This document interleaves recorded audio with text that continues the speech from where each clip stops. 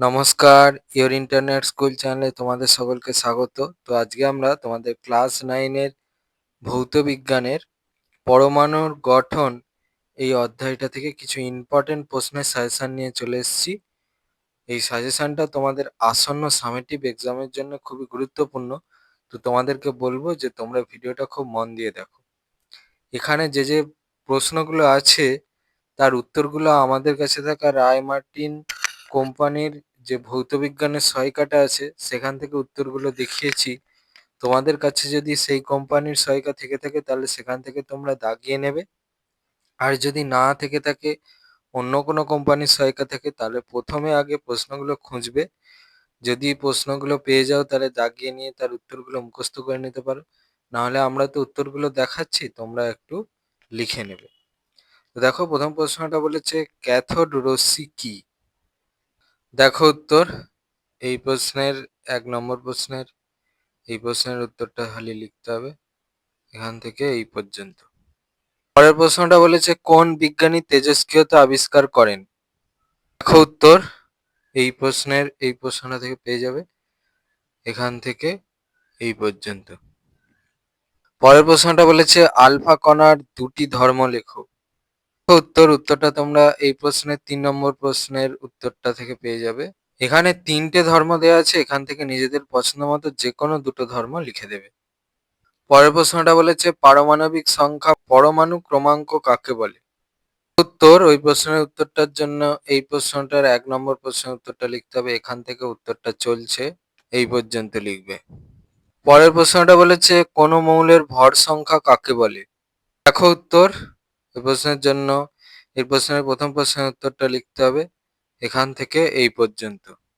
পরের প্রশ্নটা বলেছে মৌলের পারমাণবিক সংখ্যা ও ভর সংখ্যার মধ্যে সম্পর্ক কি? দেখো উত্তর, ওই প্রশ্নের উত্তরটা তোমরা এই প্রশ্নের দ্বিতীয় প্রশ্নের উত্তরটা থেকে পাবে এখান থেকে এই পর্যন্ত। পরের প্রশ্নটা বলেছে নিউক্লাইড কাকে বলে উদাহরণ দাও।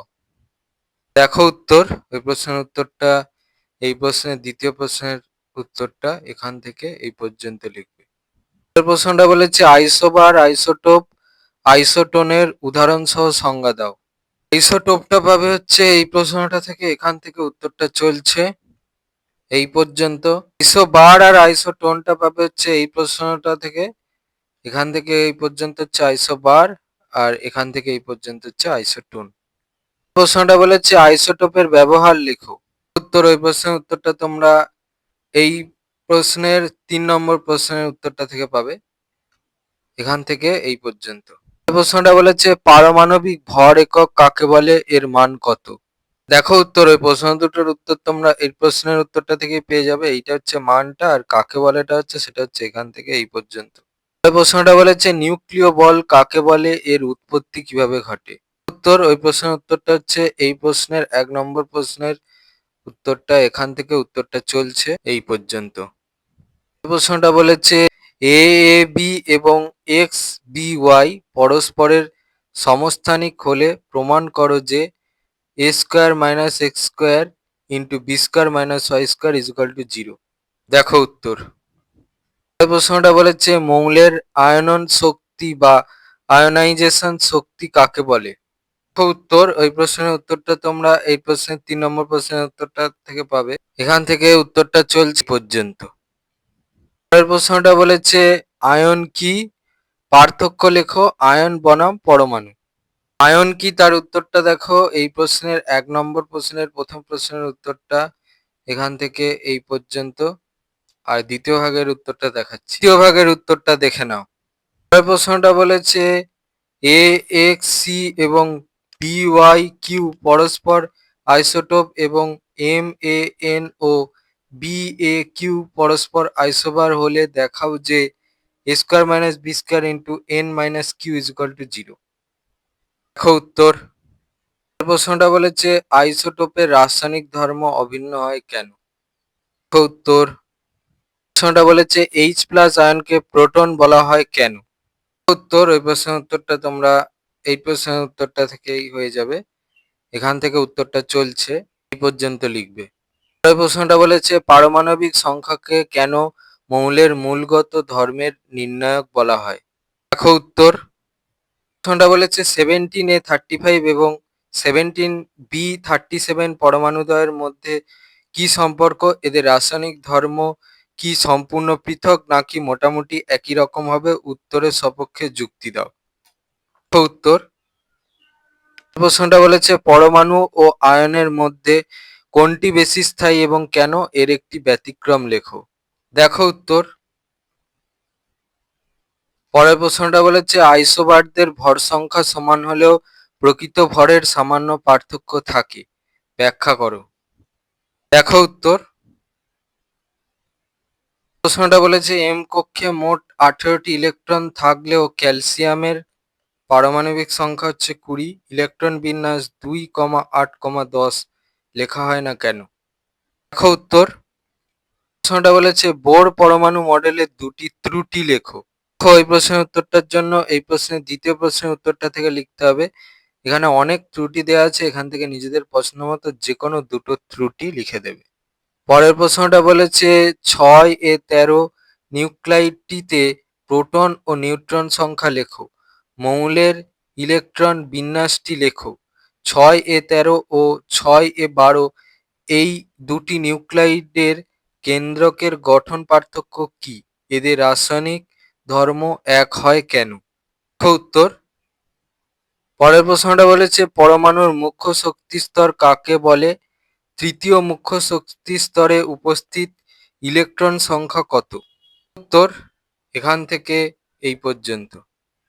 প্রশ্নটা বলেছে বিজ্ঞানী বোরের তত্ত্বের সাহায্যে কিভাবে রাদারফোর্ডের পরমাণু মডেলের ত্রুটি দূর করা যায়? একটি মৌলের পরমাণুর নাম লেখো যার ভর সংখ্যা, পারমাণবিক সংখ্যা ও ইলেকট্রন সংখ্যা সমান।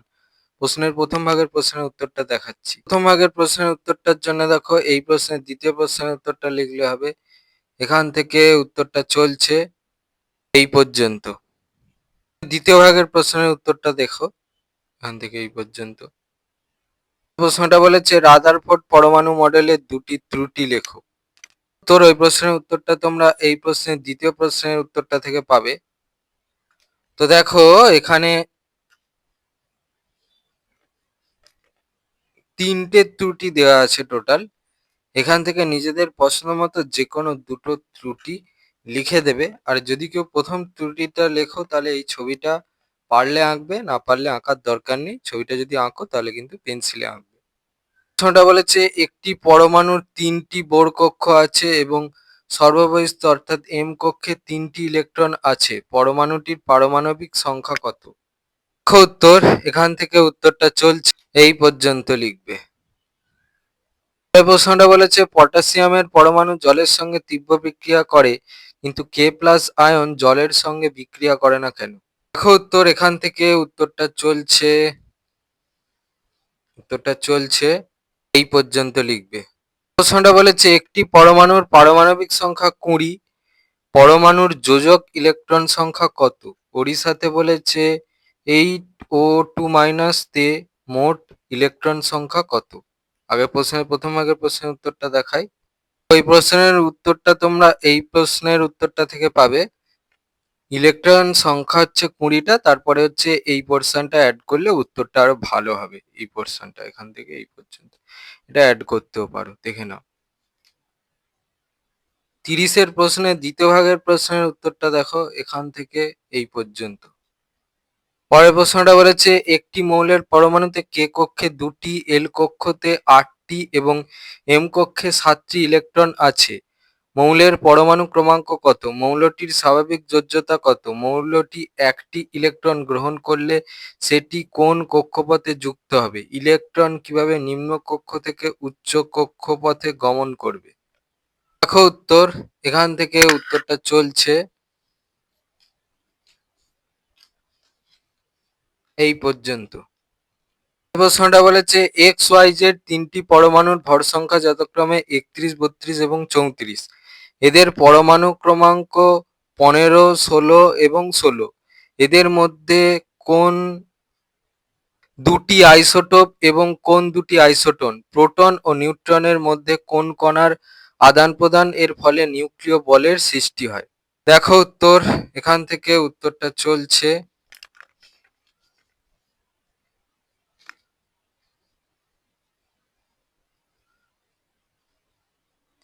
এই পর্যন্ত।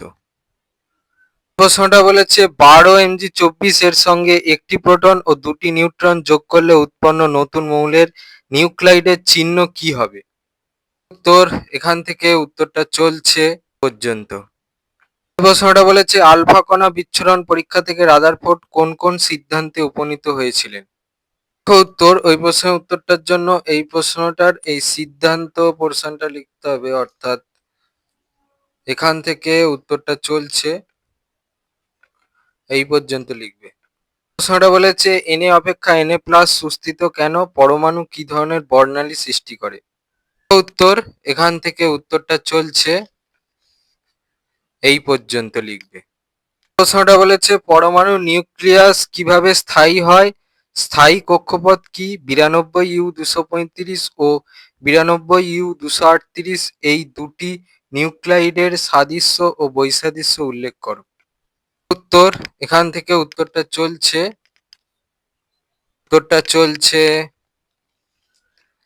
এই পর্যন্ত লিখবে। তোমাদের ক্লাস 9-এর ভৌত বিজ্ঞানের পরমাণু গঠন এই অধ্যায়টার কিছু ইম্পর্টেন্ট প্রশ্নের সাজেশন। তোমাদেরকে বলবো যে তোমরা এই সাজেশনে যে যে প্রশ্নগুলো আছে সেই প্রশ্নগুলো খুব ভালো করে রেডি করে যাও। এগুলো থেকে তোমাদের আসন্ন সামেটিক পরীক্ষা যেটা আসছে তাতে অবশ্যই কমন পাবে বলে আশা রাখি। তোমাদের যদি এই ভিডিওটা ভালো লেগে থাকে তাহলে ভিডিওটাকে অবশ্যই লাইক করে দাও এবং আমাদের চ্যানেলটাকে অবশ্যই সাবস্ক্রাইব করে দাও।